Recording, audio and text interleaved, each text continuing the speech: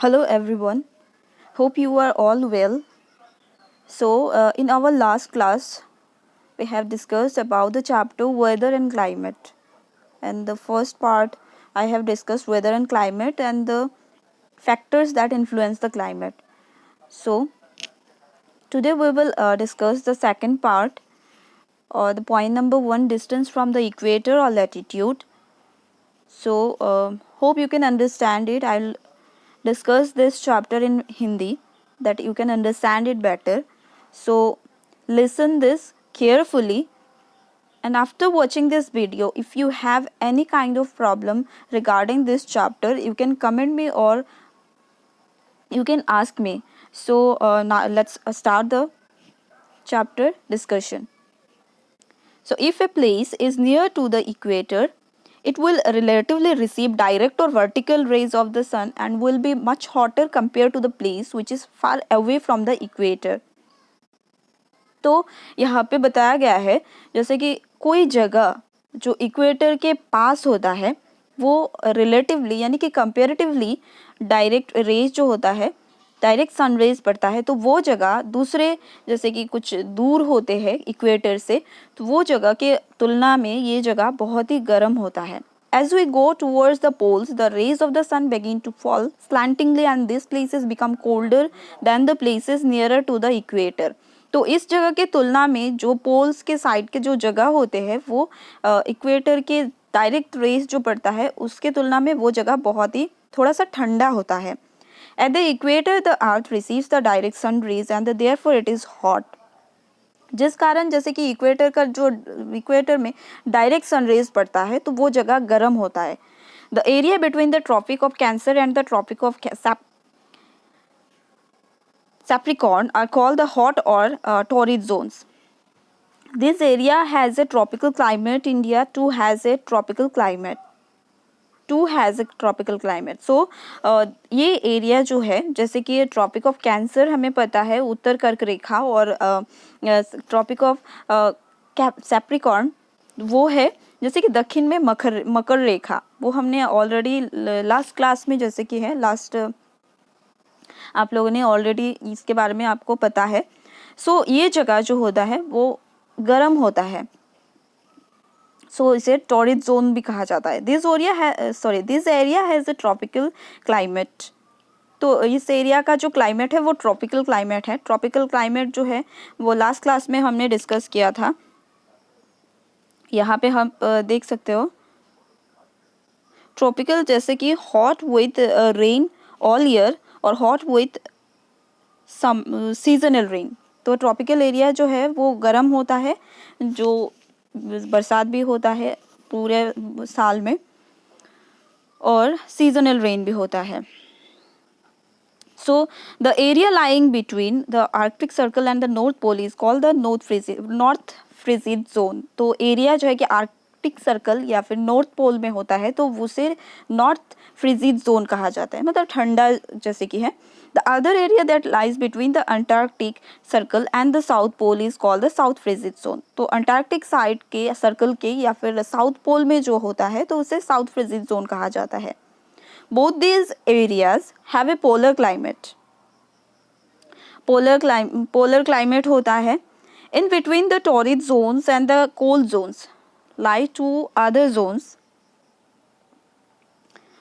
तो torrid zone and the cold zone में तो ये दो और भी है जो कि जोन्स है. This zones have a mild climate which is neither too hot और नॉट टू कोल्ड. तो ऐसे भी है जैसे कि जोन्स में मतलब इतना ज़्यादा गर्मी भी नहीं, इतना ज़्यादा ठंडा भी नहीं, तो उसे इस जोन को क्या कहा जाता है? This zones are called the temperate zones. उन्हें टेम्परेट जोन्स कहा जाता है. Both this zones have a temperate climate. वो जो जगह है वो दोनों ही टेम्परेट क्लाइमेट होता है. एक नाप होता है जैसे कि ना तो इतना ज़्यादा गर्मी होता है ना तो इतना ज़्यादा ठंडा होता है. Thus we can say that the degree of heat of a place depends on its distance from the equator. तो इक्वेटर से जितना डिस्टेंस होगा उतना ठंडा जगह होगा, तो डिस्टेंस के ऊपर ही डिपेंड करता है. The temperature decreases as we move away from the equator towards the poles. तो जितना दूर होगा उतना टेम्परेचर जो है वो कम होगा. So height above the sea level और अल्टीट्यूड, अब जो सी लेवल से इसका डिपेंड करता है उसके हाइट के ऊपर भी, तो हम ये इसका जो डिस्कस करते हैं। The height of a place above the sea level is called its altitude, तो समंदर से उसका हाइट जितना ऊंचा होगा तो वो हाइट जो है उसे अल्टीट्यूड कहा जाता है। The temperature decreases with an increase in the altitude, जब उसका जो हाइट जो है जितना ज़्यादा होगा उतना जो टेम्परेचर है वो डिक्रीज होगा। So as we go higher above the sea level, so जब हम जो सी लेवल से जितना हायर जितना ऊंचा जाएंगे, द टेम्परेचर बिकम्स कूलर, वो टेम्परेचर जो है वो बहुत ही कम होता जाएगा, मतलब कूल ठंडा होता जाएगा। जैसे कि अगर हम यहाँ पे हिमालयन रेंजेस ले ले तो वहाँ पे जाने के लिए हमें बहुत ही ज़्यादा ठंडा होता है। So we always find the temperature in the mountains is lower than in the plains, तो हम माउंटेन्स का जो टेम्परेचर ले लें तो वो प्लेन एरिया से बहुत ही डिफरेंट होता है, मतलब ठंडा ज़्यादा होता है। ऑक्सीजन जितना ऊपर जाओगे तो ऑक्सीजन की कमी होती है।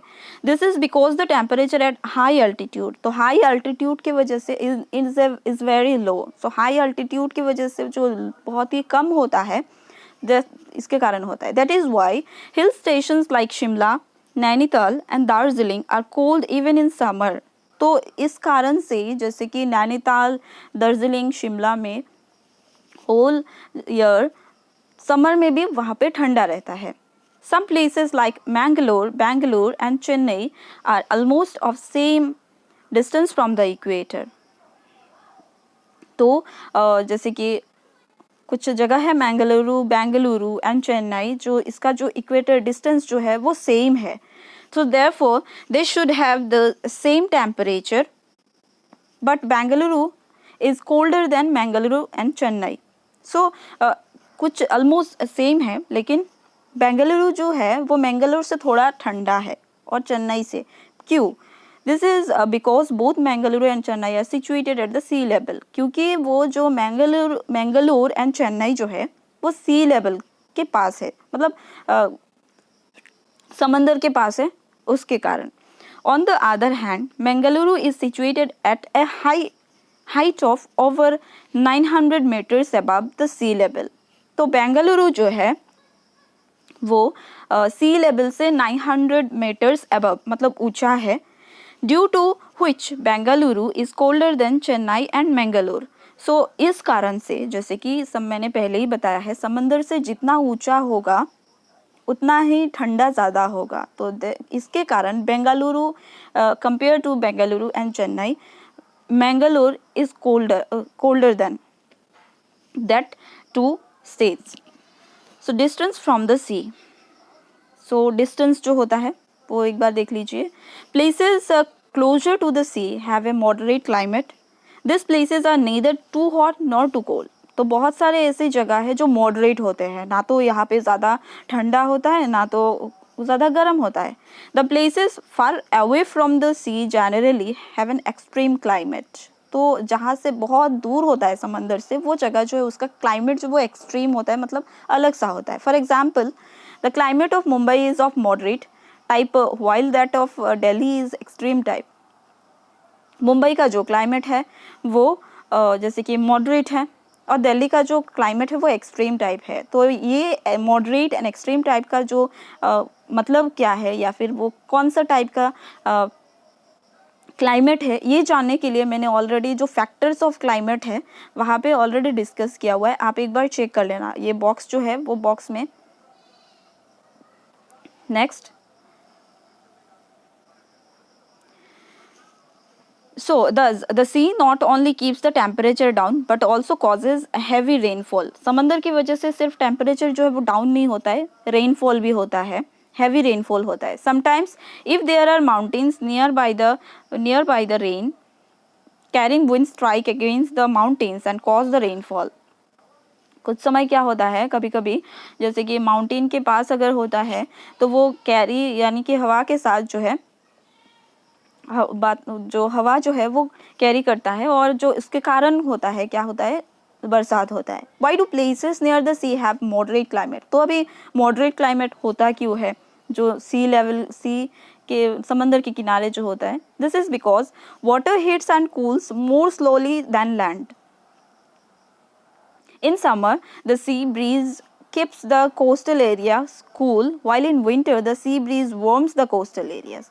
तो समंदर में क्या होता है, जब बहुत ही जल्दी ठंडा होता है, बहुत ही जल्दी गर्म हो जाता है, जिसके कारण जो कभी कभी क्या होता है, जो कोस्टल एरियाज है वो गर्मी के समय ठंडा रखता है, और जब ठंडा होता है तब वो जगह जो है वो